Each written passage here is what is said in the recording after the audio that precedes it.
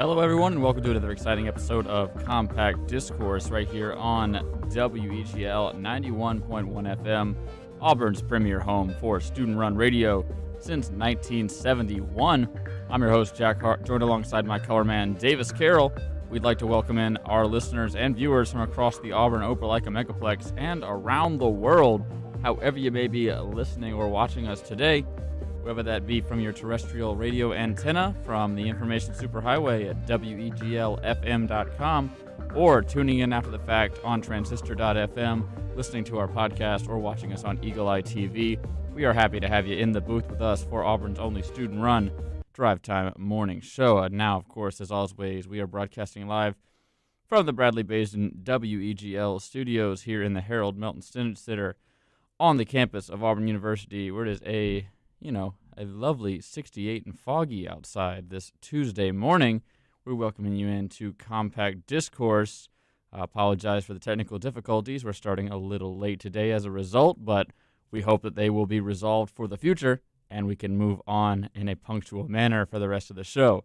So with that, I will ask Davis, how are you feeling today on this foggy autumn morning? You know, we say on Compact Discourse, you got to go 1-0.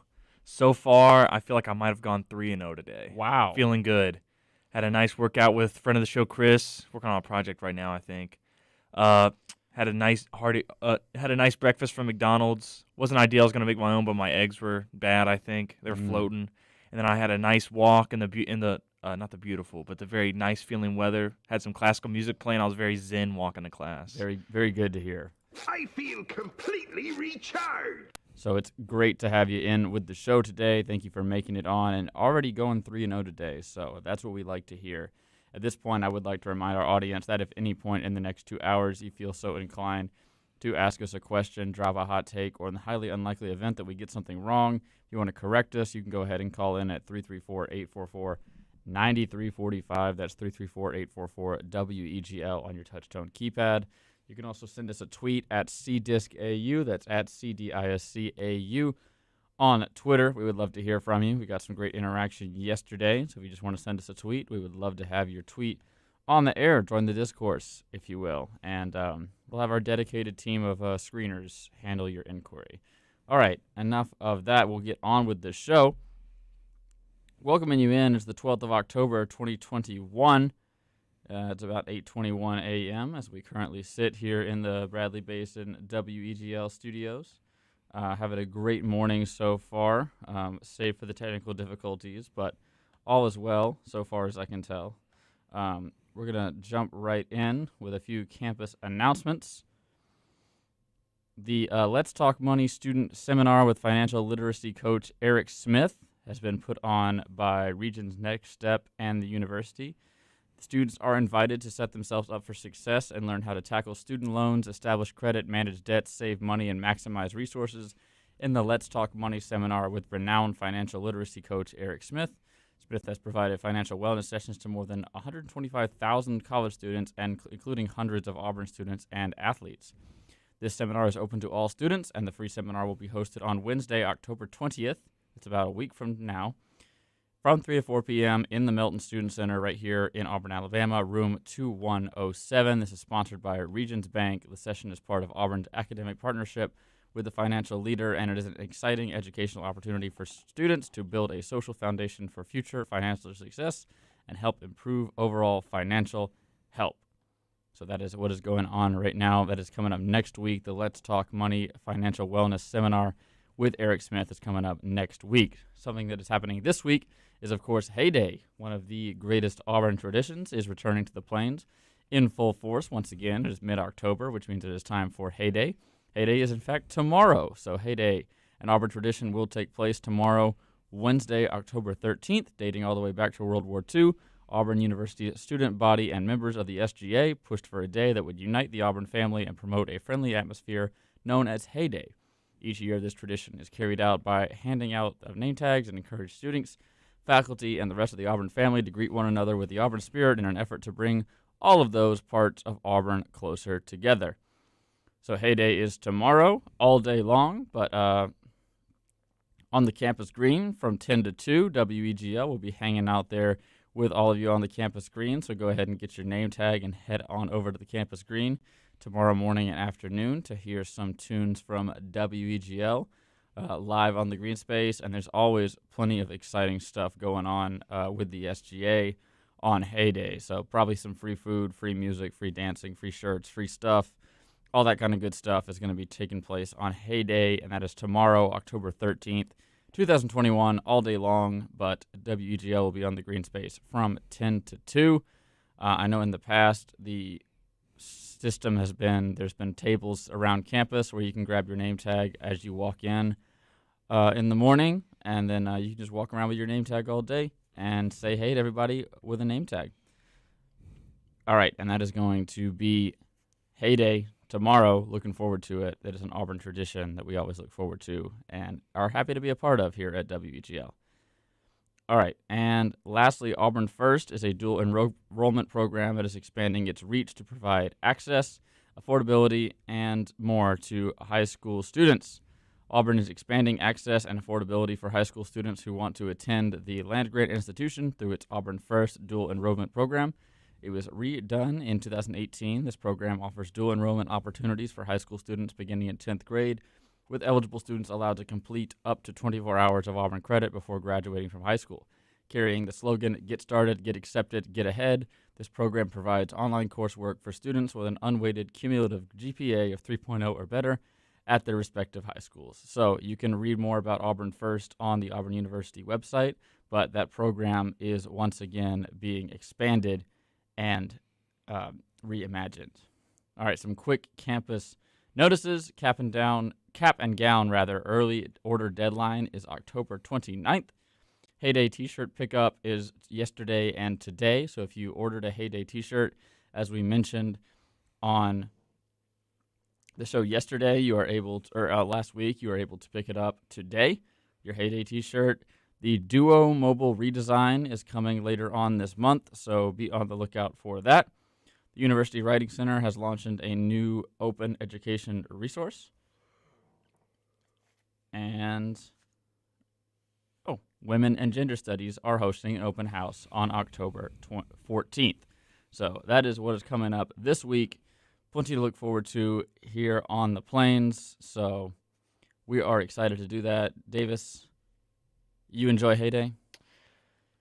Yeah, I've only really had one technically. That's what I was been thinking. Is that Heyday's been kind of a victim of circumstance over the past few years.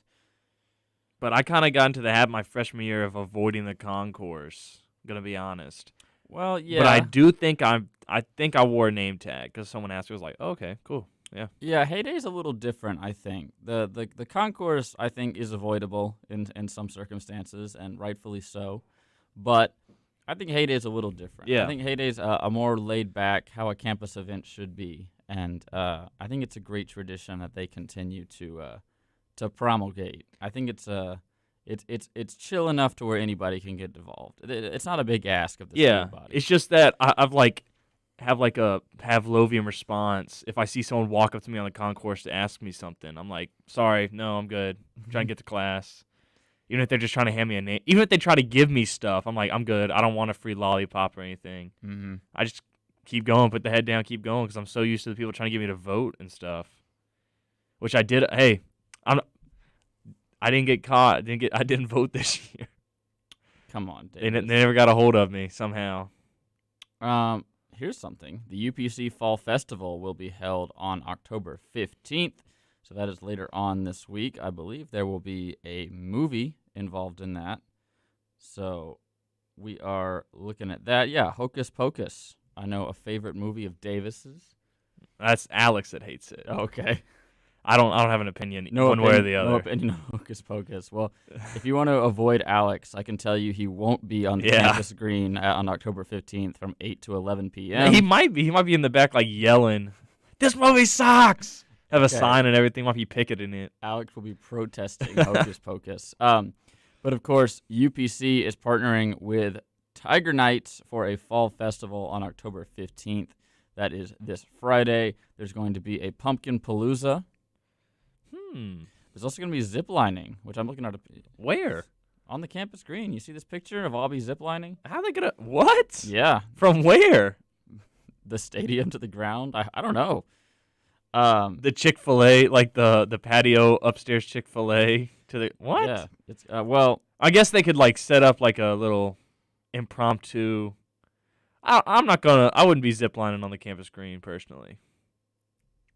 well, you know if what? you would like to. You know what? Yeah, I would. 8 p.m. this Friday, Tiger Knights and UPC. The UPC Fall Festival is the place to do it if you want to give your hand at ziplining. You can also watch Hocus Pocus and take part in the Pumpkin Palooza. You can also show up in your best costume for a costume contest. Interesting. It's a bit early for a costume. I don't have mine all together yet. I don't even. UPC, Yeah, I don't either. Let's hold off on the costume contest until I can get everything in order. Any progress on yours? It's getting there. Been scouting it out. I've been looking at cotton shirts. Interesting. It's a little sneak preview for those of you out there who don't know who I'm dressing. as yet. I've been looking at linen wraps. Very interesting. Interesting.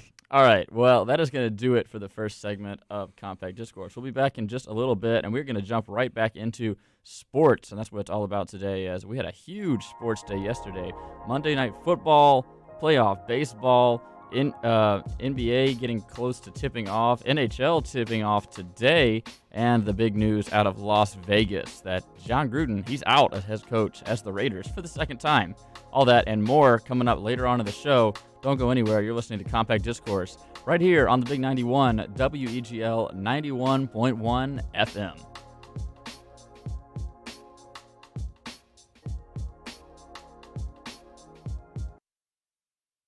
These are the moments you remember. The kick is good.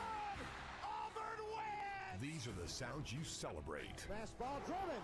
Deep left center field. David Ross, you have company. Whether it's the stadium, the arena, or the ballpark. Auburn 75.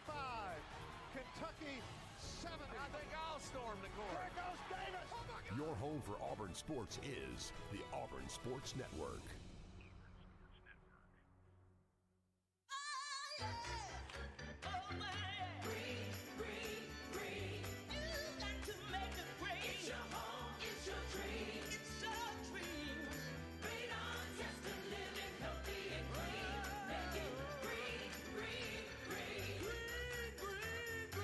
Making it green is making sure the air in your home is healthy for your family to breathe. Make sure you test your home for the presence of radon. It's easy. To learn more, call 866-730-GREEN. Preserve your family's health and well-being. Get your home tested. That's living healthy and green.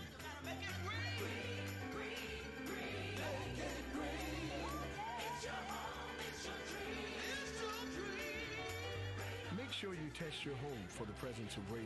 It's easy. To learn more, call 866-730-GREEN. A message from the U.S. EPA. Here's farmer and landowner John Prue. We purchased the land about 3 years ago, and there was an old farmstead on there with trees. We were going to clear the land so we could farm through it. We thought we knew where the pipe was, so we didn't call to get it located. The work on our property led to the damage of a light crude pipeline. Fortunately, no one was hurt, but it could have been much worse. Never assume the location or depth of underground lines. Always call 811 or visit clickbeforeyoudig.com before you start work. A message from the Pipeline Operators for Ag Safety campaign. I want that wall-crawling arachnid prosecuted. I want him strung up by his web. I want WEGL Auburn.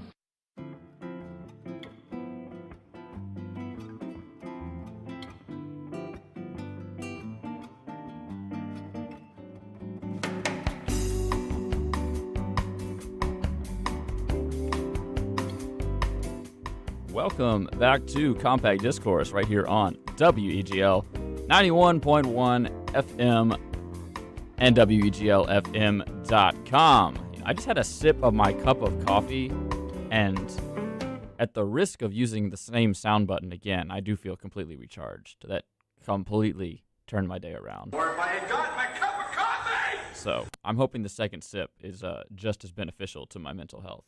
Yeah, how much? Put cream or sugar in it, or it's just straight? You know, when I go to ABP, I'm a man of routine, so I usually get the same thing, and that is the morning blend pretty much all the way to the top of the cup. I leave about a half of an inch, and then I hit it with about a splash of light cream. Boom. So it really affects the color, does not really affect the taste. Creature of habit. That's and then Aren't we all? I think that the human body is a weird machine of spinning wheels and gears, and if you can just point it in the right direction, it can bring you great rewards. You just kind of have to steer it in a way that's beneficial to you. Interesting. Does that make sense? I do the same thing most of the time. I'm also a person that likes to kind of stick on a routine, have a good habit to go. I wake up at 7, take my shower, do whatever until 7:30, and then I walk out the door. Like the same routine every time. I put everything in my bag the same way. I mean, not the exact same way, but you know what I mean. Just makes it more familiar, more comfortable. Yeah, the human mind is great at solving problems, but not great at remembering things. So You're telling me. there's no sense in making yourself remember stuff. Write everything down, do everything the same way, and use your mental capacity to work through the challenges of life. Boom. There's no sense in overthinking things. This is no longer a sports show. This is now a mind show. We welcome all forms of discourse here on Old CD. It just has to be compact. Yeah, we're crushing it in to a 2 hour and now a 1 hour 45 time block, and Boom. that's what makes it compact. So, come one, come all. If you have any discourse you would like to share with us, whether that be sports or otherwise, we invite you to do so on any number of platforms. But the two that'll get to us is going to be our Twitter account at CDiscAU. We had Harrison Tarr tweet at us yesterday about his shooting down of Davis's hatred for Spencer Rattler. He agreed with most of it. He just said it was a little too early. Okay, jury's out. So he sent us some stuff, and we were happy to have that. So if you have any opinions about what we're talking about on the show today, go ahead and send us a tweet at CDiscAU. You can also call us the old-fashioned way, 334-844-9345, and I'll make Davis talk while I field your phone call once I see that green light flashing. So those are how you can get on the show. We'd love to hear from you if you feel so inclined. We'd love to have you join the show.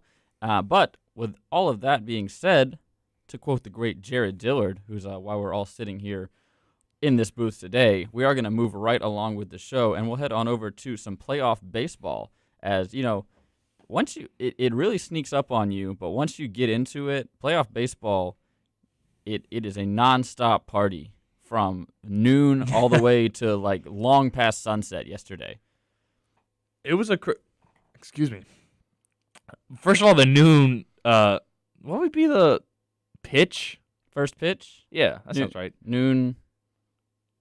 Hit off? Yeah, you're looking for the word for tip off. Yeah. Or puck drop, kickoff. Yeah, first pitch. Noon first pitch is, I mean, like like non-playoff baseball, it's pretty normal.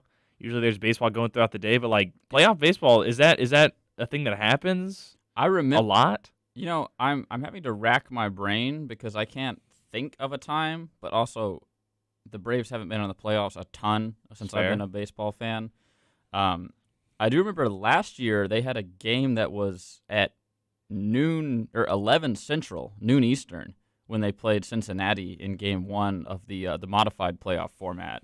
And I made the joke that game went to, I think, 13 innings before anybody scored a run, with the pitcher's duel, including the great Trevor Bauer Cy Young winner that year. So that game, I made the joke that both teams protested the early start time by not scoring a run until a decent hour. So I think that, I don't know in the past if there's been a noon. Well, it ended up not mattering considering the Chicago game got washed out. So had Manfred's foresight been 2020 in that one, he could have just put Atlanta in the second late spot and then had Tampa and San Francisco continue to play in prime time. But that is not what we were dealt with, and we will jump right into the first game, which was, of course, the Milwaukee Brewers flipping venues with the Atlanta Braves. That series was tied coming into this one in Truist Park, and Atlanta comes away with the win in that one, 3-0. Go the Bravos over the visiting Milwaukee Brewers to extend their series lead to 2-1. that Game 4 is going to be today. The Braves have a chance to punch their ticket to the NLCS, but the Milwaukee Brewers have really threatened the Braves a number of times in this series, so I could see Games 4 and 5 going either way for both squads. So Ian Anderson gets the win in this one, 5 innings pitched, no earned runs, 6 strikeouts, and no walks, so a absolute gem by Ian Anderson. Hauser gets the loss in this one. He had 1 inning pitched, 3 earned runs, no strikeouts, and 1 walk. Of course, he was the relief pitcher coming in that gave up a 3-run tank to Jock Peterson, who apparently was using Anthony Rizzo's bat to hit the ball. Which is, interesting. Anthony, do you think he gifted it to him when they were both together in Chicago? Or do you think he just sent him one down from New York? He's like, here you go. I don't know. Time. I mean, the alternative is that he stole it, so I would hope. He pulled the heist. He did. He climbed through the ceiling of the park. Found the insulation on the ground. And, of course, Will Smith gets the save, his second of the postseason. He had 1 inning pitched and 1 strikeout in his 1 inning of relief in the top of the 9th to secure the victory for the Bravos. All 3 runs in this game came off of 1 swing of the bat, and that was, of course, Jock Peterson, recent acquisition to the Braves, who, with his pearl necklace, made it a 3-0 game, and the score sat right there all the way to the top of the 9th when the Braves clinched a victory and a series lead of 2-1. Big performers for Milwaukee was Willy Adames, who went 2 of 4, and Christian Yelich, who went 1 of 4. Really great pitching by the Braves to prevent any kind of offense from Milwaukee. The tying run was on base once again for the second game in a row. However, not as much as Game 2, but the Braves bullpen proving to pick up the slack where the Braves offense has not been able to find itself, really. I will, if Davis, you'll talk for a second, I do have a crazy stat about how low scoring this playoff series has been so far. So, yeah, I'll talk for a second. So, it's 2-2 now, or is it? It's 2-1. 2-1 Braves. Okay, 2-1 Braves, and it is in Truist Park today? This afternoon. Interesting. You know, I was busy doing some research on the Boston Red Sox, which we'll get to after you have your stat. Mm-hmm. But the Braves, I'm rooting for the Braves this playoffs. If they win this series, who will they be playing? They will be playing the winner of the Giants Dodgers series. All right. In a tweet that has now been deleted, so I'm not sure if it's true, but it seems true, so I'm going to say it anyway. Fewest combined runs through the first 3 games of a postseason series. We're looking at the 1918 World Series with 8, the 1948 World Series with 8, the 1950 World Series with 9, the 1949 World Series with 9, and the 2021 National League Divisional Series at 9. So, extremely low-scoring playoff series between these 2 National League clubs that boast very good offenses, but even better pitching staffs, apparently, because they have been absolutely tamped down when it comes to keeping the ball in the park and getting out of sticky situations. I think both pitching squads have been put in unfortunate spots that they've been able to overcome and get out of. Are you happy with how the Braves are doing so far, even though they aren't, scoring like the Astros? I'm a little disappointed. This game could have very easily been 5-0. There was a base running blunder in the second inning that really cost the Braves. I mean, and not even in like a what-if scenario, and literally if he had stayed on first base, the score would be 1-0 scenario. So I'm a little perturbed that you're making these mistakes in the playoffs, especially after that same kind of thing was happening last season in the playoffs where the Braves were making base running errors. So I hope that they've, in not a low-pressure situation, but in a situation that ended up not mattering, I hope they were able to learn from that, retool, dust off, and mentally re-prepare for what is coming up, as they will face a good opponent. If they advance, they will face a good opponent no matter who it is, a 100-plus win club either way. But I mean, it's hard to be upset with a team that's playing so well defensively. You had I think 3 or 4 web gems from the infield on yesterday, including Austin Riley climbing the ladder to catch a hot shot over to third base, and Dansby Swanson almost having to truck Ozzie Albies out of the way to make a flying double play to keep the shutout alive. So I think it was, all in all, a great performance by the Braves in these past 2 games, both 3-0 shutouts. So if the Braves could continue that success, at least for one more day, I think a National League Championship Series appearance is well in their future for the second straight year. Hey, let's hope. They're looking good. I mean, I don't follow the Braves as much as you, so I don't want to say anything and be wrong like I was yesterday with the AL-NL mishap. All right. We will say that Houston at Chicago Game 4 was postponed, so Game 4 will be today. It'll be Lance McCullers Jr. versus Carlos Rodon. Houston at Chicago for Game 4 of the ALDS.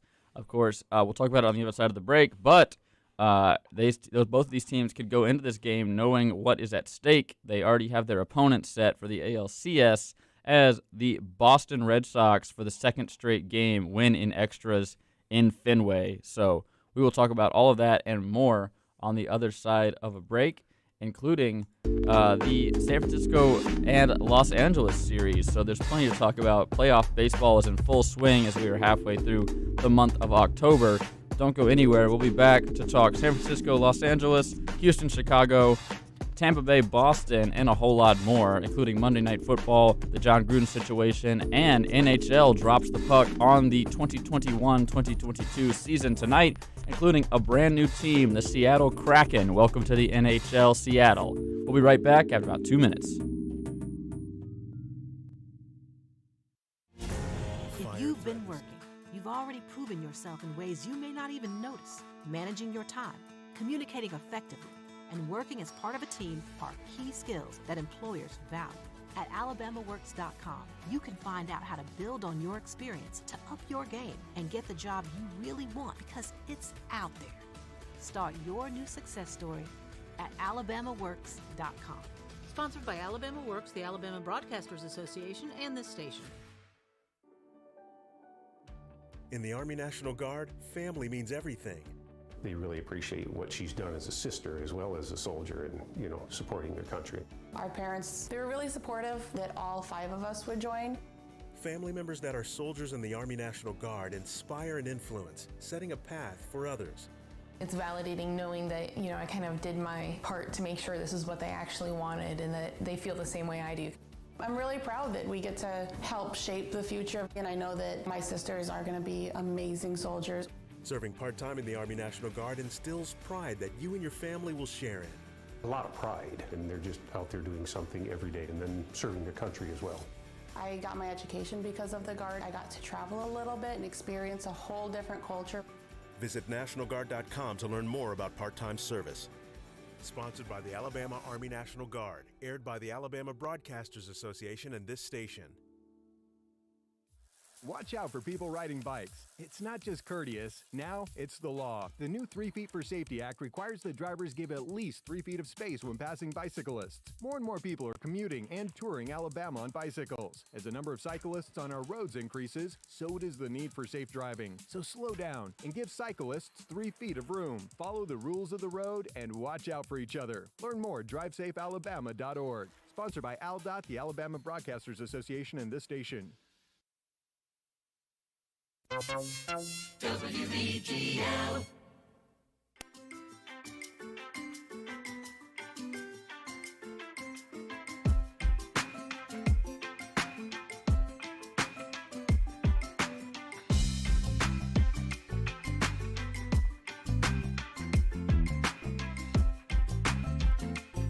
Welcome back to Compact Discourse right here on WEGL 91.1 FM.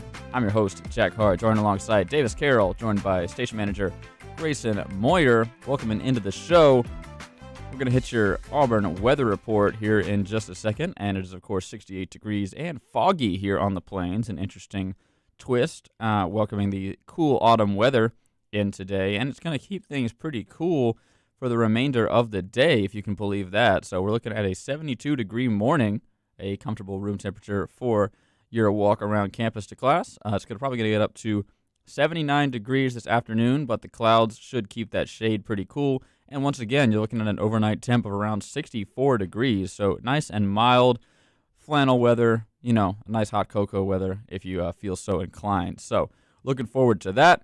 And welcoming in this nice fall weather. You can also listen to WEGL throughout the day for a War Eagle weather update. War Eagle weather. And that is going to do it for your weather update. You enjoying the fog? Nice and scary on your walk in today? I'm liking it. I need that fog. It's a good atmosphere for October. If I walk out of my apartment and I can't tell if there's spider webs or not, that's exactly what I want. Because I do have a very spooky spider problem at my crappy apartment. And, it's a little comforting if I don't know if they're there or not because of how thick the fog is. Fog is a conspiracy theory put on by spiders to conceal their webs. Everyone knows. And it works. I think Chris Hadfield was on something when he did that TED Talk about you should walk through spider webs. Crazy. It'll make you stronger. It doesn't make me stronger. Every time I do it, I turn into a child. Every time you always look ridiculous, like, it's like you're trying to get off your face, but it's stuck there. And normally, it's just me out there. I'm pretty sure there's only 2 people that live in my apartment complex, me and my neighbor Howard. But, the other day, just a neighbor I had never seen before pulled up in a car right as I walked through a giant spider web and gets to see me do this. And it's just we have never spoken before, but you've now seen me at my lowest Terrible point first impression. because of this fog and this spider web. I don't know what the deal is with spiders this year. I don't know if there are more or if I'm just noticing them more. Do spiders have cycles?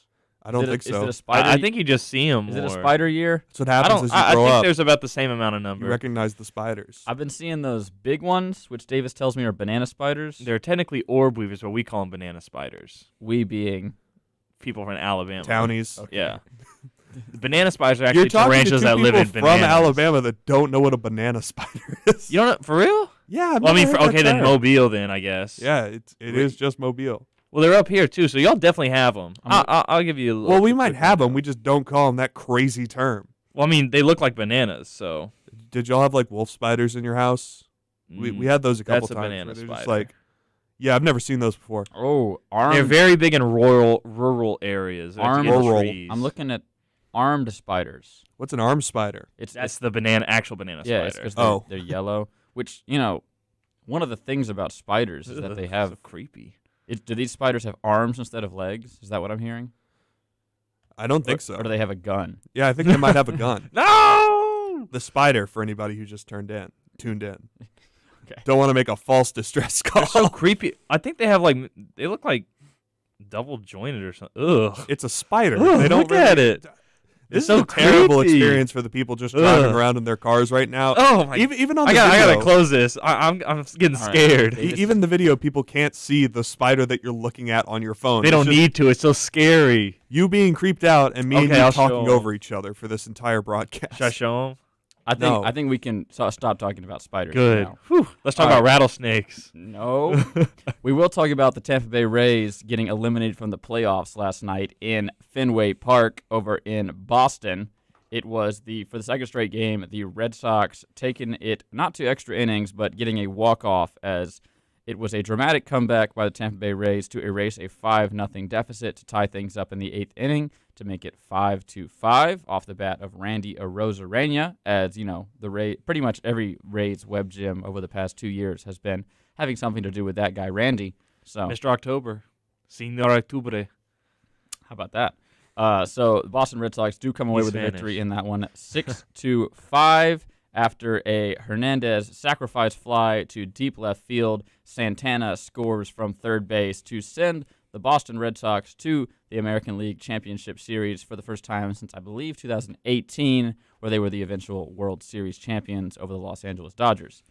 So this was a pretty fun game. I cannot tell a lie. I did turn it off when the Sox went up 5-0, but I did quickly turn it back on after Monday Night Football began to bore me, and I heard the Rays had come back and tied it 5-5. So high drama in Fenway to end off the playoff run for Tampa. They did not go down without a fight, But unfortunately for Fireisen and the rest of the Rays pitching staff, the bullpen day was just not the ideal solution for the Tampa Bay Rays, as they gave up 5 runs, most of them doubles off the monster, which is how they get you in Fenway, and were just unable to come back from that deficit in a meaningful way, obviously tying it up and then letting it slip away. 5 runs on 7 hits for the Rays, 6 runs on 12 for the Red Sox. Ji-Man Choi drops a relatively routine pass over to first base in the bottom of the 9th to allow the Red Sox to win that one. That would have made it 2 outs. I'm not going to put the blame entirely on G-Man, but, you know, it's the playoffs. You got to make those plays. So that was the story out of Fenway. I know we have plenty of Red Sox fans here at WEGL. I'm sure Daniel Locke and Bay Marks will both be talking about this win on their respective shows later on in the week. So if you want a more in-depth breakdown of that, be sure to head on over to both the Eagles Nest and the Scoreboard, which are available much like this show is and are run by our local Red Sox fans. Davis, I convinced you to watch this one. So I had a test I took, and then it slipped my mind that the game was on, so I started playing a game, and then I got an alert, and then you texted me. I was like, oh man, this game's good. Let me turn it on. And then I have a rant about the tyrants over at Spectrum. I turn on my TV, and there's only one baseball game playing, and that is the Dodgers game. Mm-hmm. I checked Fox. I just could not find the Red Sox game. What was it on, Jack? It was on Fox Sports 1. It was on Fox Sports 1. I could not find it. It was. I even went to you go to like the menu, sports, baseball, nothing. It was not there. So I had to go through alternative methods to watch it. Yes, a spyglass. Yeah. I had to listen to the radio feed with a very big antenna so that I could pick it up over the air. Wink. But yeah, I was able to see like the last 2 outs. I saw Kiki Hernandez hit the sac fly for Santana to score. Kind of sad. It was a good hit for him. Why do you not walk Kike there? Like, I mean, who's to say that it wouldn't just happen the next play? Because as I look at the Red Sox batting order, it would have been, I don't know. Did they probably Schwarber? Did they pinch hit him? Schwarber. He was second in their lineup. I'm pretty sure, or maybe third. So my guess is probably a batter you do not want. Yeah, I reckon so. But go ahead and load the bases at least. That's fair. I did not like whoever the pitcher was. He had a funny name. I remember Fireisen. Yeah, I wasn't happy with the pitches he was throwing. He was throwing them high, and they really weren't very juicy for the hitter. Obviously, he hit a sac fly to win it. But I mean, yeah, bullpen day really didn't work for him. It was undecided all day for their starting pitcher since they did do the bullpen thing, which is I'd never actually seen that on ESPN where they said it was undecided for the starter. But yeah, feel bad for the Rays. I'm a big Arozarena fan. Great player. Always trade for him in the show. What can I say? All right, and I think lastly we will finish off with a quick talk about the exciting matchup between the San Francisco Giants and the Los Angeles Dodgers. Once again, the unbelievable stat that in over 100 years, this is the first time these two rival clubs have ever met in the postseason. The lone run in this one coming off the bat of former Ray, Evan Longoria, who goes yard and gets himself an RBI all by himself. He hits a 4-bagger in the top of the 5th inning to quiet down Dodger Stadium in the Chavez Ravine, and that is just all she wrote for this game. 1 run on 3 hits for the Giants, no runs on 5 hits for Los Dodgers. Max Scherzer gets the loss in this one. 7 innings pitched, 1 earned run, 10 strikeouts, and 1 walk. So a absolute gem by Max Scherzer, but no help from his offense as Rogers on the Giants does his thing and gets the win, and Doval gets the close in this one. I believe Alex Wood, is it Alex? Yes. Alex Wood started this one. He sure did. So a nice tandem pitching effort by the Giants pitching staff. Wood, Rogers, McGee, and Doval, they combine for a combined shutout. And the Giants take a 2-1 series lead. So the Giants could clinch tonight in Dodger Stadium, and the Braves could clinch today in Truist Park. So plenty of exciting baseball matchup. And then Houston could also win today if they defeat the White Sox in Chicago. So by the end of tonight, we could have our championship series matchups completely locked up after Boston punched their ticket last night. But, for me, I'd like a little more excitement than that. Come on. Yeah. Let's have the Dodgers come back and win one. Let's have the White Sox win. Shell another Houston pitcher. Yeah. Let's have the Braves win, though. No, I don't want excitement in that series. But you know what? It's shaped up to be a pretty exciting playoff so far. After a year off, we're back, and October is shaping up to be just as exciting as advertised. As a neutral third party, I would like to see the Brewers win one so it can go all the way. Go to 5. All right, fair enough. We are going to head to a quick break as it is the top of the hour here on Compact Discourse. It's about 9 a.m., so we're going to take a 5-minute break.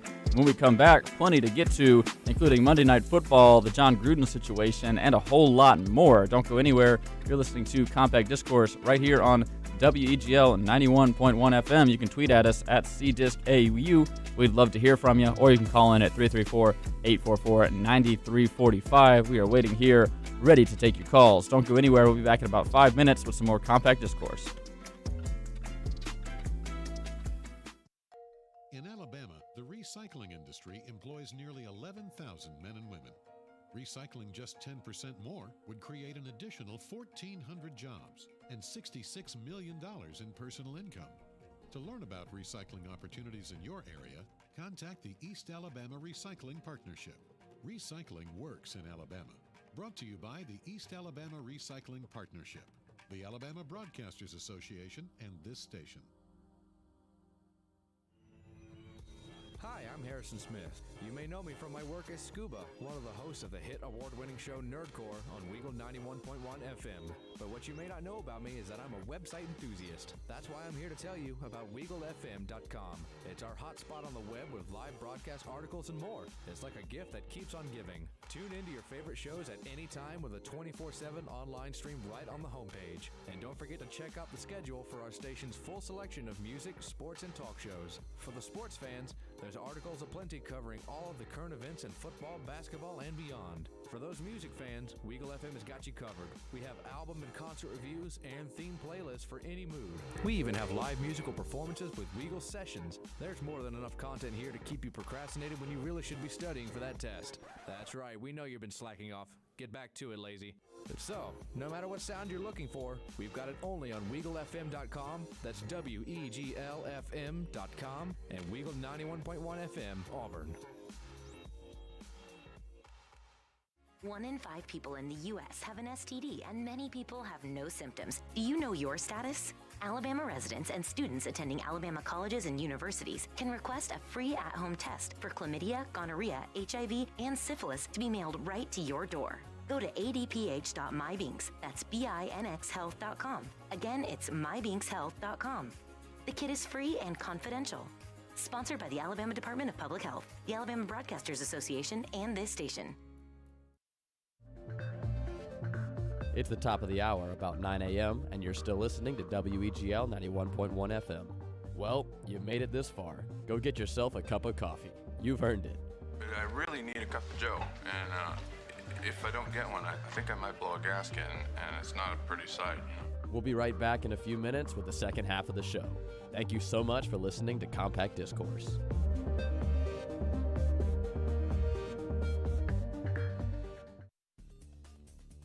The Delta variant cases of COVID-19 might be more infectious and more transmissible, but there is something we each can do to limit the spread of coronavirus. Wear a mask. Whether it's homemade or manufactured, embellished or plain, wearing a face mask or covering in public, in addition to social distancing and regular hand washing, is one of the easiest ways to protect yourself and others from coronavirus. According to the CDC, wearing a mask is an important part of a layered prevention approach that not only helps to limit cases of COVID-19 infections in communities where vaccination rates are low, but doing so can also limit the emergence of future COVID-19 variants. By wearing a mask or face covering, especially in crowded indoor spaces or busy areas with limited ventilation or poor air quality, you can do your part to keep yourself, your family, and others around you safe. For more information, visit our website at alabamapublichealth.gov. That's alabamapublichealth.gov. COVID-19 changed everything, and good information has never been more important. There are jobs available right now. Get the facts about what it takes to get one and how you can take action. Use your time to get prepared for the job you need and the career you want. We'll all get through this with information and resources to be ready for what comes next. Your success story is our success story. Get started at alabamaworks.com. My community means everything to me. That's why I joined the Army National Guard. I'm proud of where I'm from, and as a soldier, I get to give back to the people that helped me succeed. The training and leadership skills I get from the Army National Guard help me every day when I teach young people and look out for my community. If you'd like to learn how you too can serve part-time in the community you love, visit nationalguard.com. Sponsored by the Alabama Army National Guard, aired by the Alabama Broadcasters Association and this station.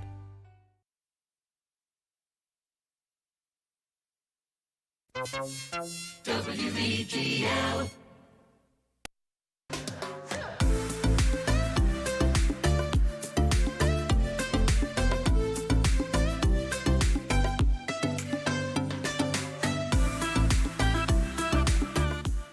Welcome back to Compact Discourse right here on WEGL 91.1 FM. Welcome into the second hour of the show. I'm Jack Harjourn alongside Grayson Moyer and Davis Carroll, welcoming you back into the Bradley Basin studio here in the Harold Melton Student Center.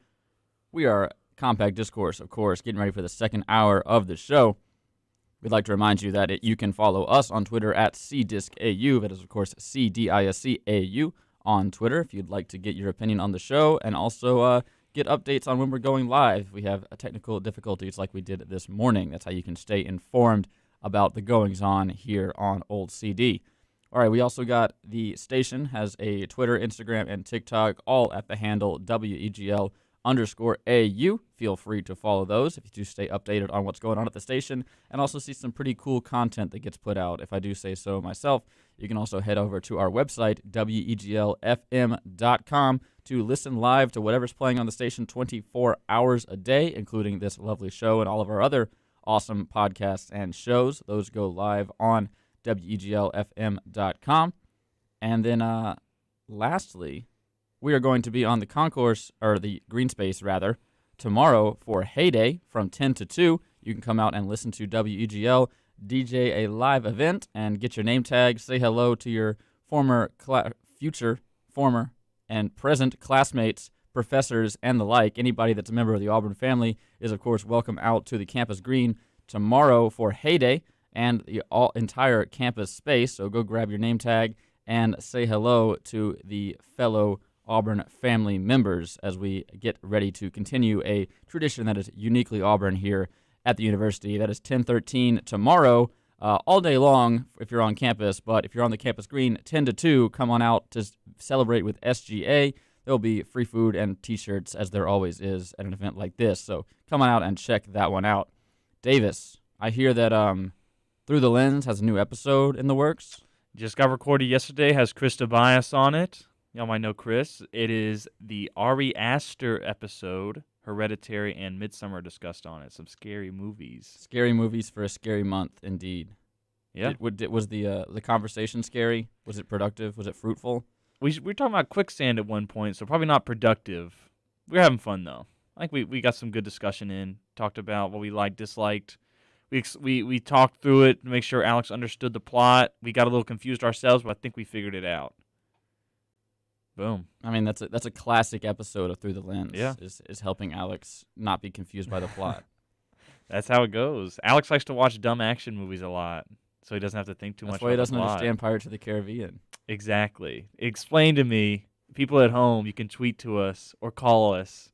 Why do they betray each other in Pirates 3 Worlds End? And you better give me a better reason than because they are pirates, because that is inherently a flawed reason. And don't say it's because Alex likes dumb action movies. Exactly. It is. That's true. All right. So if you call in with that answer, you might be having a private conversation with Davis. So welcome to the Dunk on Alex radio hour. Y'all got to call him while I'm at featuring class. Davis and not Alex here to defend himself. Yeah. Alex would do the same thing if I weren't here. That's why I'm always on Compact Discourse, just in case. All right. Monday Night Football transpired in a game that I don't think many people expected to be very good, as the 1-3 Indianapolis Colts came to Baltimore to take on the Ravens. I think it would provided a decent bit of entertainment, even if the first half was a bit of a comedy of errors, as both quarterbacks looked to find their feet. But when all was said and done, the Baltimore Ravens did come away with the victory at home to improve to 4-1, an overtime victory as they scored a touchdown to ice it in the extra frame after scoring 22 unanswered points leading up to that point. Or, what is that? 16 unanswered points in that point to get the overtime victory, to send it to overtime. All right. Your passing leaders were, of course, Carson Wentz, who is really stepping into his role as the Colts starting quarterback. He was 25 of 35, threw for 400 yards in this one and 2 touchdowns. Lamar Jackson on the other side of the ball also threw for 442 yards, so both quarterbacks over 400. He had 43 passing attempts, completed 37 of them, and all 4 of the Ravens' touchdowns came through the air off the hands of Lamar Jackson. So much for the running back discourse as LJ gets the win for his Baltimore Ravens. Jonathan Taylor for the Colts has 15 carries for 53 yards and a touchdown. Lamar Jackson, of course, your leading rusher for the Ravens, 14 of 62. Your leading receivers were Jonathan Taylor, so the running back getting put to use for the Indianapolis Colts. He had 116 yards receiving and a touchdown on just 3 receptions. And then Andrews was your leading receiver on the Ravens. He had 11 catches for 147 yards and 2 tutties. This one was pretty dramatically lopsided over to the Colts until the dramatic turning point in the third quarter when the Baltimore Ravens began to run away with it. It was a 22-9 Colts lead until mishaps led to a 16-point fourth quarter for the Ravens, sent it to overtime, and the icing touchdown by Lamar Jackson. Davis? I did see a stat that Lamar Jackson's like the first player ever to throw for more than 400 yards and have an 85% completion percentage, which is one of those. I mean, that's impressive, but I feel you can put it in the same line of stats like LeBron James, the first player to dunk twice on a Tuesday afternoon while it's cold. ESPN comes up with the craziest stats. I don't know how they I know they have like a database or something, but it's crazy how they find these stats. Yeah, it's some people's job to just comb through spreadsheets all day and look for interesting things. And they're good at it. They'll find some crazy stats. Especially NBA is where you'll find some nuts out of this world stats with cherry-picked usages of them. But yeah, I'm going to be honest, I didn't watch this game. I'm very jaded with NFL this year because my fantasy team sucks. Interesting. Were you out on fantasy? Have you already lost before this game even kicked off? I didn't even score 100. Everybody else in my league scored like 170. Interesting. Wow. What's it like to suck, Davis? Why are you so bad? Here's the thing. Hillman drafted my team. So why'd you trust Hillman? Because I thought he knew what he was doing. Wrong answer. Wrong. Is he in this league? Is he playing against you? No. Okay. It's a different league. Oh, God. All right, so let's take a look at your NFL standings after Week 5. In the AFC, the best records belong to the Buffalo Bills, who look to be the presumptive favorite to win the AFC after dominating the Chiefs on Sunday Night Football. You also have the Ravens, who have improved to 4-1, and the Los Angeles Chargers, who look pretty decent as well. They hung 47 on the Browns on Sunday. Those are your 3 4-1 teams over in the AFC. Jacksonville still winless on the season, 0-5. Not satisfied with 1-0, did the Jacksonville Jaguars tweet at the beginning of last season when they proceeded to go 1-15 on the year and have lost 5 straight since. So a 20-game losing streak for the Jags. Satisfied with 1-20, I guess, would be a revised version of that tweet as the Jags continue their struggles under the leadership of Urban Meyer. Moving over to the NFC, you have a 3 4-1 teams as well. The Dallas Cowboys on top of the NFC East division. not looking like the NFC least division this year, as they have a 4-1 record and are on top of that division. Green Bay is on top of their division after starting off 0-1 with a loss to the Saints. They have rattled off 4 straight wins to take the crown in NFC North for now. Tampa Bay Buccaneers, your defending Super Bowl champions, are the presumptive leaders in the NFC South. They have a 4-1 record and are undefeated at home. And then out west, you have the LA Rams with a 4-1 record and the Arizona Cardinals, the only undefeated team left in the National Football League. They are a perfect 5-0 so far and looked very good doing so. They have a plus 62 point differential, and Kyler Murray and Cliff Kingsbury seem to have finally figured things out in the desert. Still jaded, Davis? I was going to say, my friend just sent me my fantasy matchup against him where I scored 84 points, he scored 130. But, I was going to say Kyler Murray's my MVP favorite right now. He's playing really good. He's fun. He's having fun. He's looking focused. Mm-hmm. I'm a big Kyler Murray fan. Would you say, Bills, Cardinals, Super Bowl? That'd be interesting. I'd like to see that. That's 2 teams seeking their first Super Bowl win. Yeah. The Cardinals have been one in this millennium. They have. Bills have not. The Bills have not. They went to 4 straight in the 90s and yet still do not have a Super Bowl. Embarrassing. Well, that's Buffalo for you. Yep. All right, we are going to head to a quick break, and when we come back, we will be discussing the John Gruden situation for as long as we can. And then when we come back from the break, we will be continuing our discussion of all things sports and all things not sports, as we are wont to do, including some more spider chat potentially. We'll be all right. No more spider chat. No more spiders. All of that and more coming up in about 2 minutes right here on Compact Discourse. Don't go anywhere. I'm Jack Hart, joined alongside Davis and Grayson. You're listening to WEGL 91.1 FM in the morning.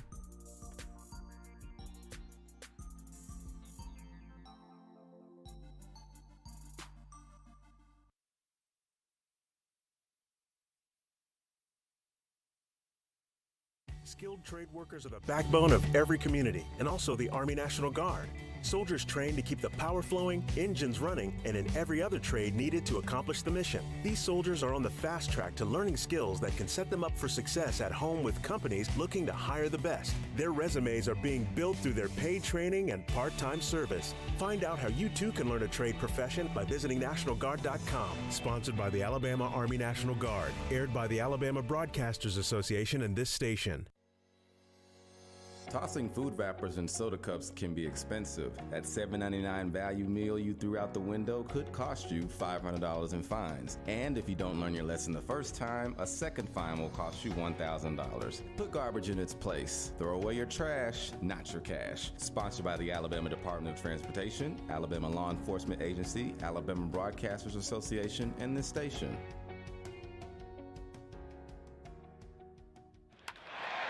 You can beat your toughest opponent. You can beat your best time in the mile. You can beat that old largemouth bass. But one thing you should never try and beat is a train.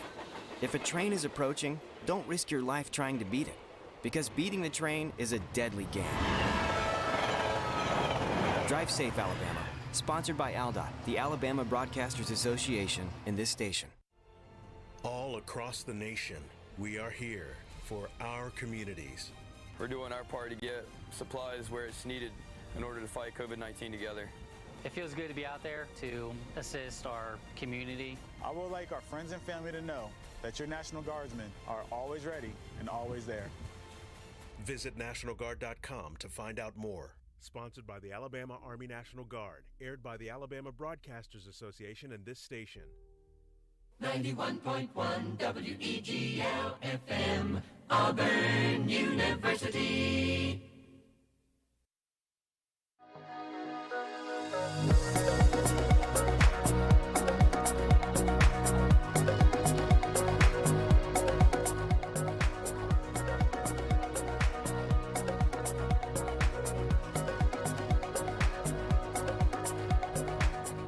Welcome back to Compact Discourse right here on WEGL 91.1 FM, WEGLFM.com. podcast, Eagle Eye TV, however you're joining us today. We thank you for spending your Tuesday morning here with us, WEGL in the morning. That is, of course, Compact Discourse, every Monday through Thursday, 8 to 10 a.m. Central Time on Auburn's only student-run radio station for over 50 years now. That is, of course, the Big 91, WEGL 91.1 FM. All right, Dateline, Las Vegas, Nevada. John Gruden is out as the Raiders coach. John Gruden has resigned as the head coach of the Las Vegas Raiders following reports that emails he wrote over a 10-year period included racist, misogynistic, and anti-gay language. Quote, "I love the Raiders and I do not want to be a distraction," Gruden said in a statement on Monday night. "Thank you to all the players, coaches, staff, and fans of Raider Nation. I'm sorry. I never meant to hurt anyone," was the quote from John Gruden. Raiders owner Mark Davis released a short statement saying he has accepted Gruden's resignation. Assistant coach Rich Bisiaka, who is a former Auburn coach, if you can believe that, will serve as an interim head coach effective immediately. That the team has announced that Monday night. Bisiaka will meet with the media during availability on Wednesday, so if you would like to see a circus, check out that press conference. The resignation came shortly after the New York Times reported that Gruden used misogynistic and anti-gay language in numerous emails during a 7-year period. That report came after 10-year-old emails from Gruden surfaced, including racist comment about NFLPA Executive Director DeMaurice Smith, as well as vulgar criticism of the commissioner, Roger Goodell. All of that coming from an ESPN article by Paul Gutierrez. So check that out if you need more information about the developing situation. But Monday Night Football was pretty much hijacked by this story last night. It was hard for a lot of people to focus on the game as both the commentators and the halftime show were swirling around this John Gruden situation. As for the second time, John Gruden has been dismissed as the coach of the Raiders, and they will be looking to finish the season off with an interim head coach. Special teams coach will be taking over. This is often the case because the special teams coach works with every position group, not just offense, defense, or special teams. You know, he talks to all three of them. So the special teams coach will be taking over as interim coach of the Raiders as John Gruden looks to the unemployment line, I guess, as the Las Vegas Raiders have parted ways with the coach for the second time. And that is going to do it for our NFL news for today. Welcoming Grayson back onto the show. Grayson, smartphones. Do you want smartphones or coach comments? Interesting. I think we could talk about smartphones for a while. Okay. I know you're a big proponent of the USB-C. Absolutely. This is such a weird small nitpick, and it feels like one of those things that like only people who get a new phone every year care about. Which I'm not in that group. Mm-hmm. But like it's the best connector we have. It needs to be standardized across everything. Even like iPads. I didn't want to buy an iPad until you could get the USB-C on the cheap ones. It's the only reason I want it. It's just like I don't like proprietary stuff. I don't like not being able to fix my own stuff, anything like that. What are your thoughts? You just got a new laptop. Does it have USB-C on it? I don't think so. Is it? Or I know the power's not, but oh, it's got one. Yeah, USB PD. Yeah, that's like power delivery. Police department. It can take the okay. fast chargers. Gotcha. No, it's police department. That's how they plug in and steal all your data. That makes sense. So yeah, my Nintendo Switch uses USB-C, which is I think the first time it hasn't been some proprietary Nintendo stuff to charge up my my handheld gaming device, which is very welcome. It's also nice that I can lend my Switch charger out to my friends with Androids to charge their phone. And apparently, the USB-C iPhone has been successfully modded into existence. So maybe they can send that over to Apple headquarters to make that the bog standard. I've seen that a couple times. I think that guy he's the one that lives in like Shenzhen, right? Or he's at least temporarily living in Shenzhen, so he can get access to all the black market iPod parts. Interesting. But yeah, I mean, at this point, we are only using anything other than that as a stopgap to get you to buy our cables. You know what I mean? Mm-hmm. Like it's frustrating. It's a waste of time. It's a waste of other people's money, and it's just inferior. So yeah, Ken Pillinell, who has a YouTube channel. Okay. He discovered that Apple sells a Lightning connector with an integrated circuit known as a C94 to certified partners to build USB-C to Lightning cables. He managed to get one out of a third-party cable, remove the metallic part, expose the cable, and then with that, he pulled the female lightning port from an iPhone and soldered wires from the Bear C94 to a PCB with USB-C connectors. So he basically, through a little bit of sneaking around, was able to successfully modify his iPhone to be charged by USB-C. Through a little bit of spooky groundskeeping. He was able to make a superior phone. Yeah, he outdid Apple with their own job by just a little poking around. Yeah. And that being said, I don't really like I don't like the paradigm of, okay, we're only going to have USB-C. Like, I want other ports, but sometimes I need to just settle down and remember that I'm not most people and that my needs don't represent most people. Now, when you say that, do you mean that when you say you don't want only USB-C, would that be that you want, like my laptop has a USB-C option? Well, like, I like having it on there, but, like, for example, new MacBooks, you've got 4 USB-C ports. That's it. You have to have a dongle for everything else. Wow. Whereas for me, I need the convenience of being able to plug into a switch really quickly, being able like an internet switch, or just having full-sized USBs. Like, I need that just because, like, I'm a broadcast engineer. I do support. I need that to do my job. But for most people, it's really not that big of a deal. Like, you're honestly not plugging things into your computer all that often. And even if you're a business user, you're probably leaving it in a docking station all day long that can do it off of one USB-C. Like, that's part of the thing. It can transfer so much data. When I worked at my summer job, I was running 2 monitors, all my peripherals, usually an audio interface too, off of a single connector that just plugged into my somewhat crappy laptop all day long, and it just didn't care. It just chugged along. Like, it can handle it. So, I don't know. My concerns are specific, and my sort of opinions are very specific to me, and I have to remember that, but I'd still prefer the option of more ports. So as far as, charging, is it just USB-C and Lightning? It's like the last 2 bastions of left on the battlefield for smartphones? Yeah. We still see a few on the lower end phones that are micro USB, but if you have a flagship or you have a newer tablet or anything like that, it's going to be USB-C. It just gives you so many more options from the amount of power that you can deliver, and it's such a stronger port that, like, anything new is going to be USB-C. Micro USB, that was the one thing that I really hated about Androids, even when I was, like, I've had one since 2014 maybe. I've been on that side, and the amount of micro USB ports that I've broken that have rendered a phone functionally useless is way more than it should be. It should be 0, but yeah, that is an awful relic, and USB-C is almost fully replaced it at this point for anything but the cheapest phones. I mean, even the lower-end stuff from bigger companies is USB-C now. All the lower-end phones from Samsung, they have a budget line, is USB-C. I know my wireless headphones are micro USB. Yeah. I guess they're also old. So. Yeah, I mean, smaller devices like that are still micro, but even then, I really think they should move. Like, I mean, it'd be nice to have, one charger for everything. Yeah. But especially in times where you're going to use that for, like, data, or the big one why I wanted this was peripherals and stuff. I can plug my my piano, my MIDI keyboard into this and power it directly off the iPad without having to buy special Apple peripherals, which was the big thing that I didn't want to do. Right. And you can do that for your phone now. I can actually, like, walk up to something with my smartphone, open up a terminal on it, and with a dongle, plug, like, an Ethernet jack in and start, like, working on a server from my phone. Just with, like, cheap peripherals that would also work on my computer. It's just the fact that that standard is so universal, and it is so good. They have gotten it that right that it needs to be everywhere. Okay.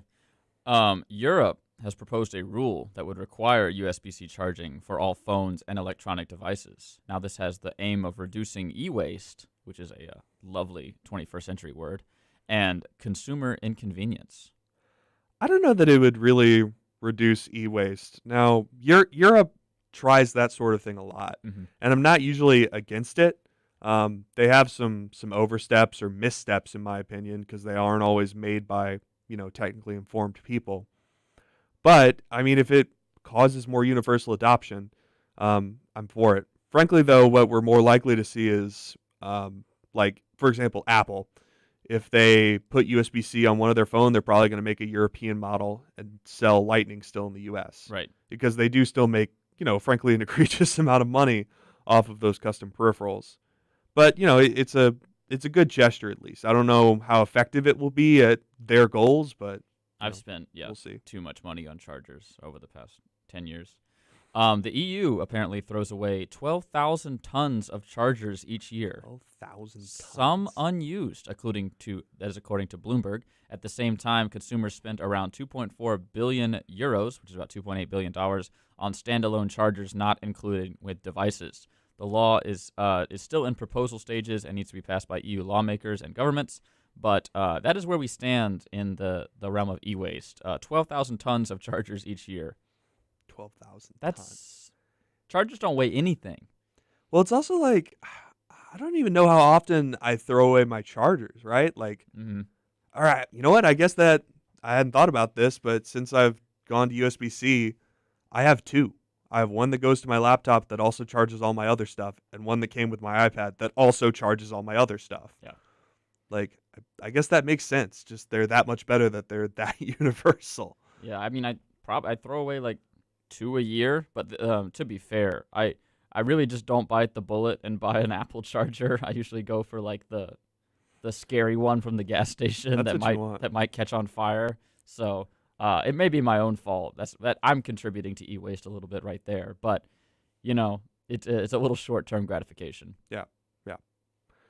Did I tell you about my recent electrical fire? Near electrical fire? Wow. I think we'll have to save that for the other side of the break. So stay tuned where Grayson tells the harrowing tale of his electrical fire at his apartment. Don't go anywhere. We got a lot to talk to about. Man, we got a lot to talk about here on Compact Discourse, including some more smartphone news and some electrical safety tips we will share with you on the other side of this 2-minute break.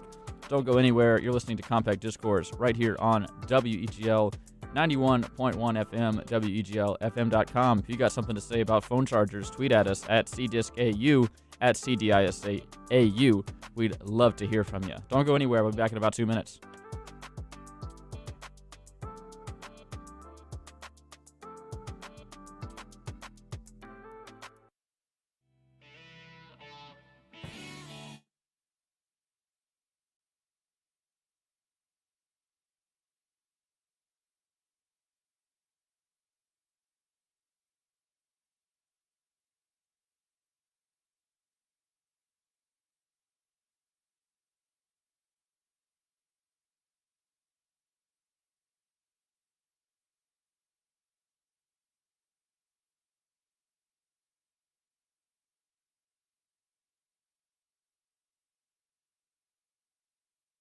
Unexpected reactions to smart financial decisions brought to you by feedthepig.org. Well, I finally did it. I improved my credit score. You're kidding, right? No. How are we supposed to be the bad boys of electro synth pop if you're out there being responsible? The band is about to be discovered. This is our year. Yeah, you've been saying that for a while now. You think anyone in the Rock and Roll Hall of Fame was worried about their credit score? I never really thought that. Of course they weren't. Rock stars aren't supposed to think about that kind of stuff. We're supposed to think about how many guitars we've smashed, write aggressively sensitive power ballads, start questionable fashion trends, tragically break up and blame creative differences. All right. I thought maybe it was time to take control of my finances, Start using a budget, get out of debt, set some goals. A budget? Debt? Set some goals? Listen, I knew that we'd have our creative differences, but I was hoping they'd involve a little more scandal. When it comes to financial stability, don't get left behind. Get tools and tips for saving at feedthepig.org. This message brought to you by the American Institute of CPAs and the Ad Council. You know what really gets a party started? Indoor baseball. Yeah, just find a broom or a pool cue, and you can use like anything as a ball. Cans, bottles, shoes. Hey bro, toss me that avocado. Most party fouls are pretty dumb, but if you decide to drink and drive underage, you could lose your license and your freedom. Underage drinking and driving, the ultimate party foul. Learn more at ultimatepartyfoul.org. Brought to you by the National Highway Traffic Safety Administration and the Ad Council.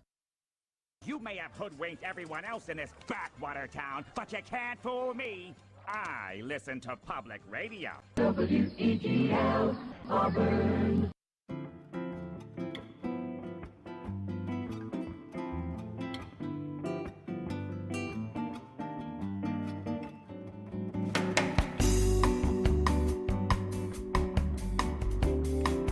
Welcome back to Compact Discourse right here on WEGL 91.1 FM, WEGLFM.com, or however you're joining us today. We're happy to have you here in the booth with us on this lovely Tuesday morning. It is the bottom of the hour. It's about 9:33 in the morning here in the Central Time Zone, of course, here in Auburn, Alabama. Let's get over to your Auburn, Alabama weather report. It is 69 degrees and foggy outside. Sun should come out and burn that fog away here in a little bit. Should get up to about 80 degrees this afternoon, so find the shade if you're a little toasty in that. And then this evening should drop down to about 70. Some scattered clouds may bring a little bit of rain, about a 6% chance of rain getting to us here, and then an overnight temp of 64 degrees, and that's going to do it for your Auburn weather report. Auburn weather. So we're going to jump right back into where we left off before the break, and that is Grayson has a harrowing tale to tell us about a brush with death in his apartment. I wouldn't say it's all that harrowing, but it's 7 in the morning. I felt like I was going to die. So my couch sits about 3 feet off of the back wall. I put my bicycle behind the couch, and Yes. like just to lay the In true bachelor pad fashion. right in the wood panel dimension, as we call my small crappy apartment. So I have a charger running from the back wall under the couch and sort of up under, so that I can plug my phone or iPad in, because they're the same charger, while I'm sitting on the couch. Fairly normal, fairly usual extension cord running underneath the couch. You'd think, oh, that's fine. That's a thing people do all the time. People do that with their beds. Super Is safe. this like a orange safety, like industrial extension cord? No, it's like the ones you'd use for like Halloween lights. Like it doesn't have the ground lug on it. Yeah. Okay. They're not a literal strand of lights, but they're like the two prong with 3 on the end. But then no grounding. Right. Yeah. And so one morning, it's 6 a.m. in my apartment. I'm sitting down to drink a cup of coffee on my free couch, and I sit down, I get about halfway through the cup, and then all of a sudden, just a shower of sparks by my feet, and all of my lights turn off. Like it kills all power to my apartment, and I think I have set the rug in my living room on fire and the extremely flammable couch that I'm sitting on. And this scares me to no end, because I didn't even see where it came from at the time. I just saw sparks, and I thought one of my outlets had finally like bit the dust and was just going to set the wires in the wall on fire, which is, why it cut all the power to my apartment. So I walk over with my half-drunk cup of coffee. It's still dark outside. Attempt to turn the power back on. Another shower of sparks. And so I assume it's something wrong with the apartment. And so I lodge a maintenance request, leave the power turned off, and leave for the day. Assuming that, hey, this seems like a high priority. It could burn down this wood building. And I come back at about 5 p.m. that day, because it's WEGL, and nothing has happened. My power is still off. No one has entered my apartment. And so I start snooping around myself. I replace the outlet. Because Take matters into your own hands. Well, yeah. I mean, I've done electrical work before. I replace the outlet. No go. Still shower of sparks. And I realize the sparks are coming from underneath the couch and not the outlet. And it's because the couch, I guess I had shifted it a little, and the metal leg of the couch had sat on top of the extension cord and was cutting through the like outer sheathing and was shorting it together. So I just had this like black mark on the floor where the leg of my couch was, and just a slightly severed extension cord. So I removed it, turned my power back on, no more sparks, and I didn't die. It's worth noting that I do not have renter's insurance, and I still don't. We're just going to let it ride, see what happens. Yeah, just keep the couch in the same spot, and you should avoid any further problems, is what I'm hearing. Well, I think the moral should be, hey, don't run extension cords under your couch. Also, don't permanently run extension cords. That's not what they're for. Is that so? Be safe around electricity. I mean, yes. Like, it should really, like, plug your stuff directly into a power strip or an outlet. Like, that's what it's for. Just for Halloween lights. Don't mess around with stuff that can kill you. Like, people underestimate electricity in the modern world because we're so used to it, but it'll straight up kill you, if not by shock, by, setting you on fire. I worry if something like that, if that happens in the middle of the night, would my power have cut off? Would I have woken up? Like, Who knows? So be careful out there. Be safe. Louis the Lightning Bug had some good points. Yes. Yes. All right. And speaking of fires, we will jump on over to a bit of a news story I've stumbled upon, and that firefighters in Florida have indeed rescued a kitten that was trapped inside of a Tesla automobile. Firefighters in Florida came to the rescue of a kitten that crawled up into the inner workings of a Tesla and became stuck. This happened in Estero, Florida. Estero Fire Rescue said a crew was dispatched to the Hertz headquarters in Estero when a kitten was found trapped inside a Tesla parked in the business's garage. The crew partially disassembled the electric vehicle to reach the spot where the feline was stranded, and firefighters said the kitten was not injured, and multiple workers at the Hertz plant then expressed an interest in adopting the cat. Oh. Have you ever had a cat crawl up in your car like that, just like a street cat? Not to my knowledge, which is not a great answer to that question. Well, I mean, you'd know. Not you'd know. I feel like it happens fairly frequently, especially with just street cats. They just get up in places that they're not supposed to be. I think my car is pretty airtight. You would think that. Yeah, I mean, I think more so than like a Ford Bronco. Sure. I feel like I could crawl up in a Ford Bronco, but I don't think my car is the first priority for street cats trying to find a warm place to sleep. I sort of worry about it in Auburn because it seems like we do have a relatively high amount of street cats compared to like where I grew up. Mm-hmm. But it's it's something to look out for. Man, but like a Tesla is pretty airtight. It locks down when you lock the car. The handles don't even come up off the. Well, I mean, it's up in the engine bay. It's not like in the cabin of the car. But I'm saying, I wonder if that property of security extends into the other work. I'd like to see under the hood of a Tesla to see what crannies a cat could fit into. Cats are. Have you ever seen the cats? Cats are sort of like an octopus. Uh-huh. If they can get their nose through, they can fit their entire body through. Which I don't think is true, but I'm going to say it anyway. They can get themselves into some difficult situations in some small places. They're not like dogs. They're persistent. Dogs will give up. They're not getting inside of a Tesla. They're smart enough. They're smart enough I've to know. seen it, even multiple Teslas, I've seen it happen. Now, normally they call like a mechanic and not the fire department. Mm-hmm. I don't know if there was just like not a lot of fires that day. Well, I feel like generally when a cat is in distress, the first call is the fire department, whether it be stuck in a tall tree or in a Tesla. Also, I don't know if I've ever seen that happen in real life. Like that seems like a very cartoon thing to happen. A cat stuck in a tall tree. Like I used to be relatively close with a fire department, and I never heard of them going to find a cat. I don't know. I don't know how firefighters became our symbol for the cat retrieval squad. I think it's the ladders.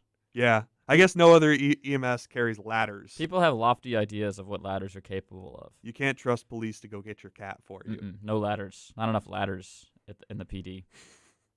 That's a Porsche. That's not a Tesla. All right.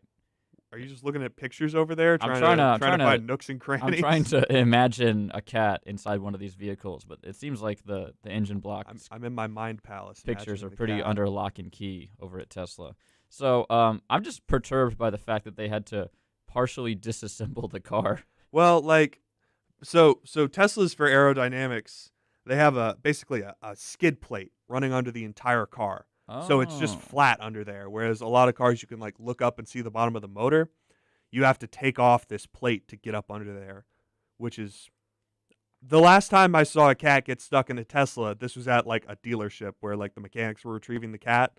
That's what they had to do. They have to drop that skid plate. That's what they'd have to do on my car. I have one of those. I don't have a Tesla, but I have the plate. You have the skid plate. It's more to keep rocks from getting into my motor, but basically a Tesla if your car has a skid plate. Yeah. Basically. All right. We've also got another story here. A bear.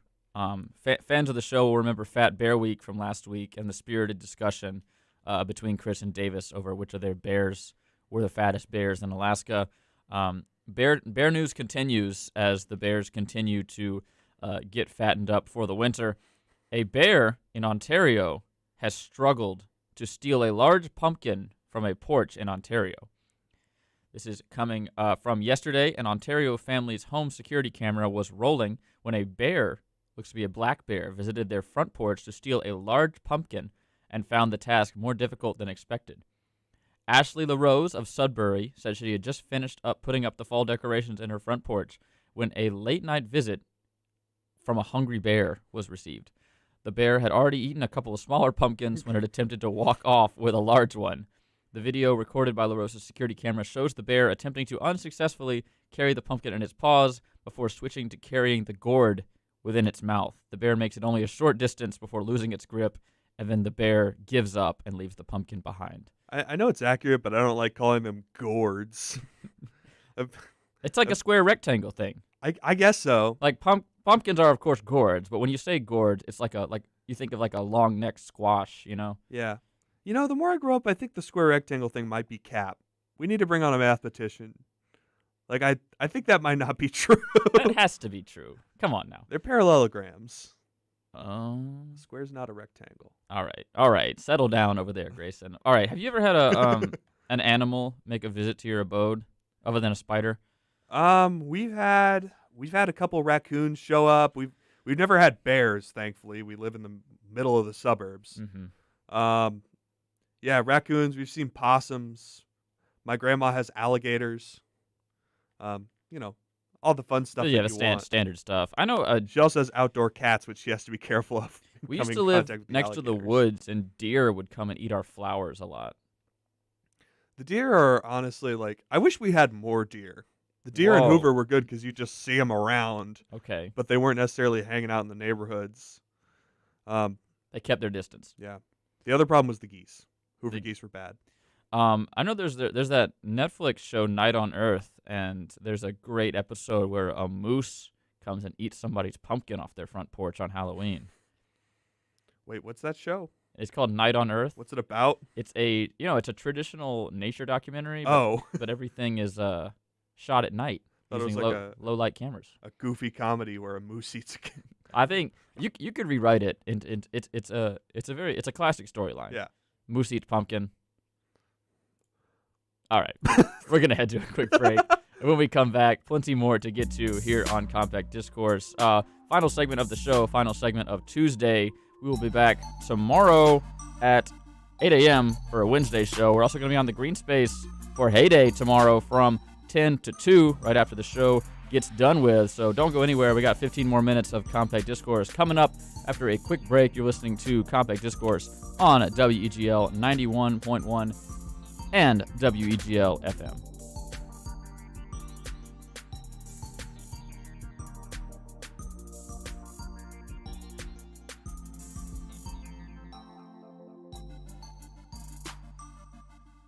These are the moments you remember. The kick is good! Auburn wins! These are the sounds you celebrate. Fastball driven. Deep left center field. David Ross, you have company! Whether it's the stadium, the arena, or the ballpark. Auburn 75. Kentucky 70. I think I'll storm the court. There goes Davis. Oh my God. Your home for Auburn sports is the Auburn Sports Network.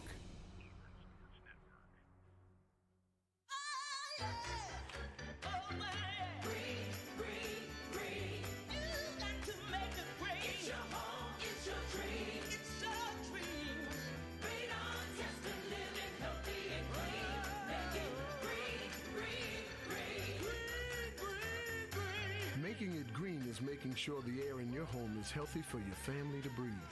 Make sure you test your home for the presence of radon. It's easy. To learn more, call 866-730-GREEN. Preserve your family's health and well-being. Get your home tested. That's living healthy and green. Make it green. Green, green, make it green. It's your home, it's your dream. It's your dream. Make sure you test your home for the presence of radon. It's easy. To learn more, call 866-730-GREEN. A message from the U.S. EPA. Here's farmer and landowner John Prue. We purchased the land about 3 years ago, and there was an old farmstead on there with trees. We were going to clear the land so we could farm through it. We thought we knew where the pipe was, so we didn't call to get it located. The work on our property led to the damage of a light crude pipeline. Fortunately, no one was hurt, but it could have been much worse. Never assume the location or depth of underground lines. Always call 811 or visit clickbeforeyoudig.com before you start work. A message from the Pipeline Operators for Ag Safety campaign. WEGL Auburn.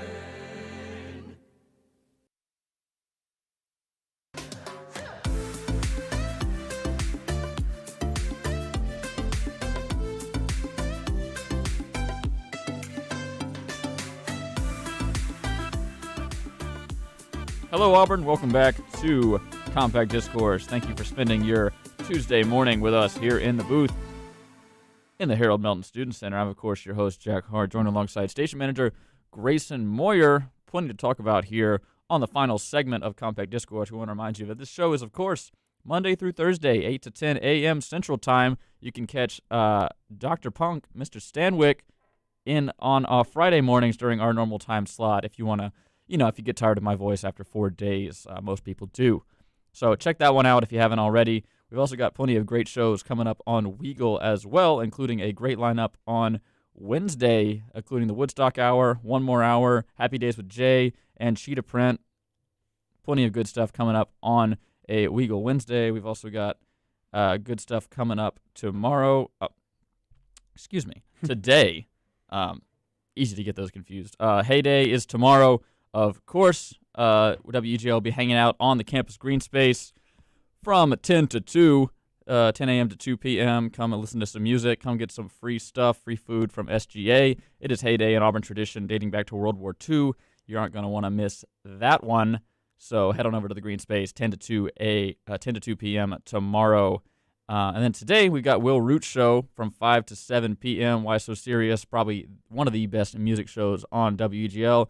JP probably making an appearance on that one, as he usually does. So 5 p.m. tonight, Why So Serious, right here on WEGL. Station Manager Grayson, do you have any other announcements you'd like to make about our beloved WEGL station? Sure. If you like how any of that sounds, or you're interested in doing this sort of thing yourself, like everyone who has been on this show does, our new DJ cutoff for the semester is October 15th. That's right, this Friday. That's Friday. If you're wanting to get involved and be on the air on your own, right? You want your own show, you have to be sort of through our process a little bit by the October 15th.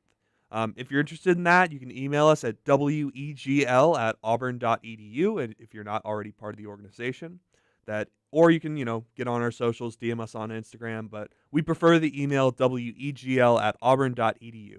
Now, there are other opportunities. There's stuff that's off air, like our event crew who helps us run live events in our concert series here on campus, and also our marketing committee that works on our socials and just our marketing items in general. So don't hesitate. If you want to be on the air or you want to be on the air by yourself, you got to be in now. Even if you join late, you'll still have the opportunity to co-host, come on shows like Compact Discourse, things like that. But if you're interested in starting, you need to start now. Mm-hmm. And you can continue to listen to WEGL 24 hours a day right here on your terrestrial radio, or you can just go to our website, weglfm.com, click that Listen Live boombox, hit the play button, or go over to the Listen Live tab. We got rock music coming up at 10 a.m. when we get out of here today, as always. DJ P will probably be DJing the Rock Hour on Wednesday if you want to stick around for that one and get a request on the show. We're also expanding our local music block, which is going to almost has 2 hours of content right now. So listen in at noon on most days to hear some local music from local artists, and including some that have been on WEGL in the past, done a WEGL session and the like. So big changes happening just at revision, WEGL. Local music is coming very soon. We haven't put that in just yet. It's coming. Yeah, it's coming. Probably later this week. We need to do some testing on it. But yeah, it'll be here soon. It will be here soon. We're also pretty excited that we might be playing in the Student Center very soon. So if you're a Student Center regular, you might just be in for a real treat, as WEGL might be the primary music source for the Harold Melton Student Center. All right. We also have one more announcement. The Fall Festival is being put on by Auburn UPC and Tiger Nights. That is the 15th, this Friday, from 8 p.m. to 11 p.m. If you feel so inclined, you can head on over to the green space and watch the movie Hocus Pocus. There's also a costume contest, a Pumpkin Palooza, if you can try to decipher what that is. I hope there are no bears there. Maybe that is the Pumpkin Palooza, is the bear trying to steal the pumpkin. And there's also a costume contest and a zip line, apparently, which... All right, I'm into it. I'm interested. There was a zip line on the graphic, and I didn't believe it, but then I swiped over, and I saw Aubie on a zip line, so... Will they just let Aubie... Are they just going to make Aubie zip for an hour? There was a girl next to Aubie on a parallel line, so... apparently, this is a proof positive. This is concept works, and they're rolling back out the zip line. So if you're even just interested in zip lines, I guess Campus Green 8 p.m. on Friday, where we'll be set up for Heyday tomorrow. So plenty of exciting stuff going on in this mid-October week on the Plains. All right, it is spooky month. It is October. It is one of the best months of the year, and it has been said that Disney fans can see a quote unquote real ghost at the Haunted Mansion. It is said by who? It is said by Disney? They've lied about this before. InsideTheMagic.com. Oh, okay, so liars. All right, I'm going to read this article to you. Try to keep your comments to a minimum.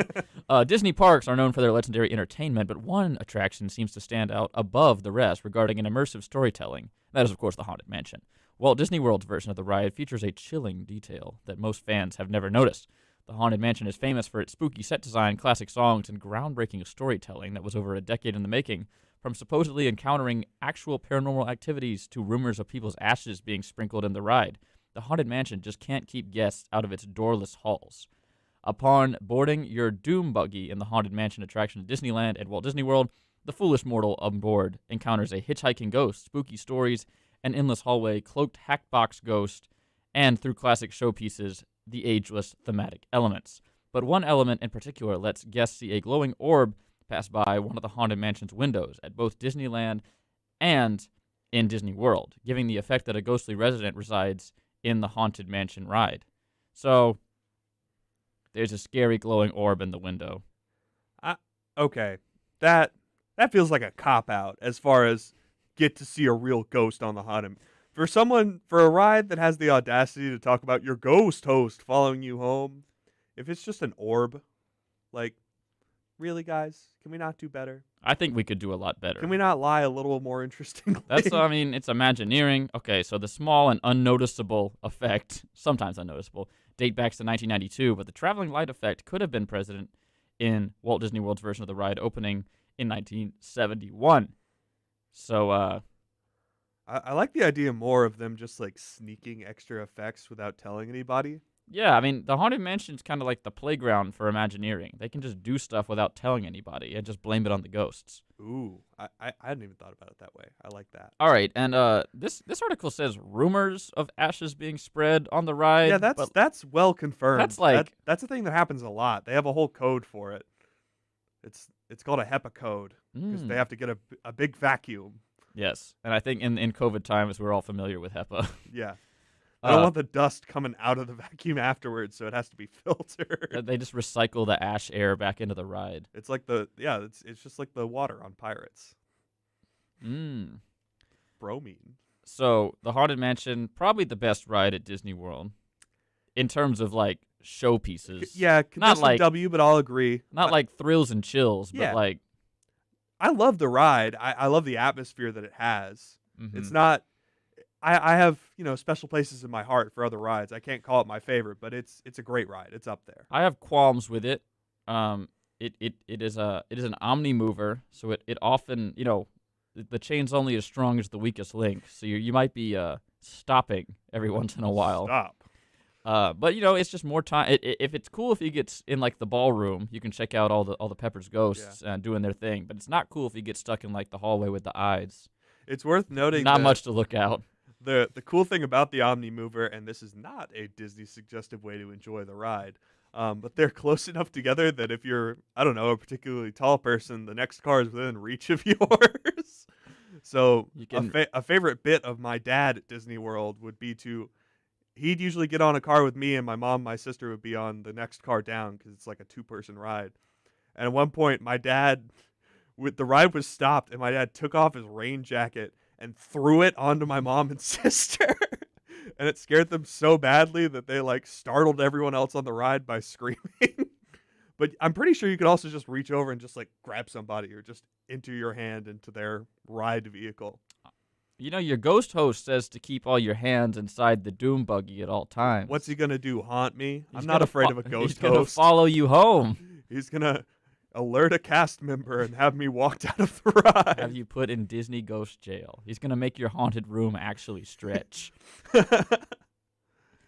Put you in the haunted cell. I think we shall continue Haunted Mansion chat on another episode of Compact Discourse. This is a deep well to which we will return many times. This is one of my favorite rides at the beloved Disney World. I think it's also a favorite ride of Harrison Smith and the folks over at Nerdcore, if you're old enough to remember that, longtime WEGL fans.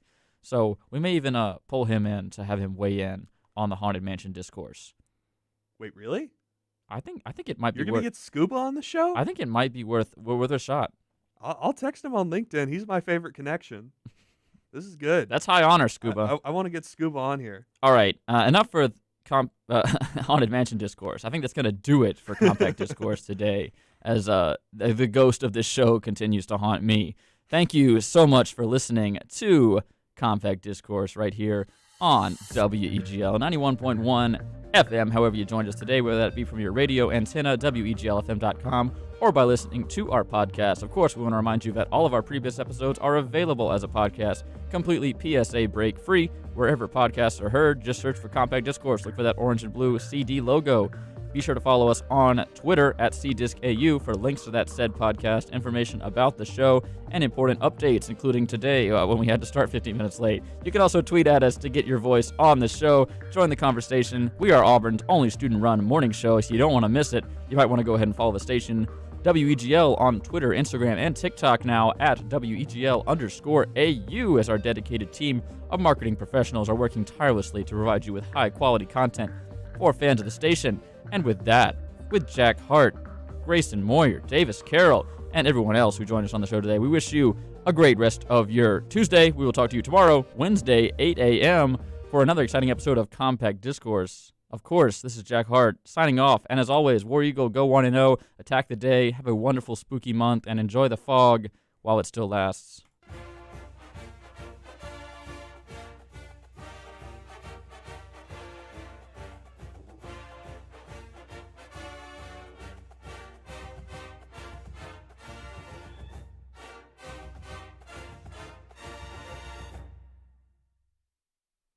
Hey, you free tonight? In Alabama, the recycling industry employs nearly 11,000 men and women. Recycling just 10% more would create an additional 1,400 jobs and $66 million in personal income. To learn about recycling opportunities in your area, contact the East Alabama Recycling Partnership. Recycling works in Alabama. Brought to you by the East Alabama Recycling Partnership, the Alabama Broadcasters Association, and this station.